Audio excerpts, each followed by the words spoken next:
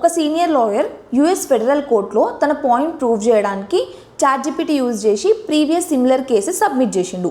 Case names, court names, date, formatting అంతా పర్ఫెక్ట్గా ఉంది.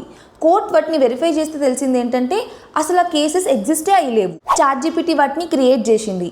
జడ్జ్ ఆ లాయర్కి మిలియన్స్ ఆఫ్ డాలర్స్ ఫైన్ వేసిండు. ఇప్పుడు మనం కూడా ప్రతి చిన్న విషయానికి చాట్‌జీపీటీ, క్లాడ్, జెమినీ లాంటి ఏఐ టూల్స్ యూజ్ చేస్తాం.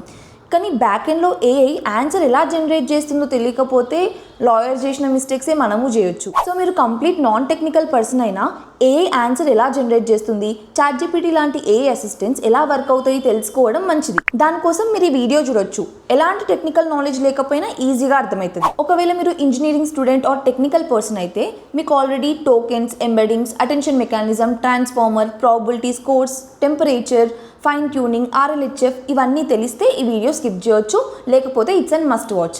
లింక్ అని కమెంట్ చేస్తే వీడియో లింక్ DM చేస్తా.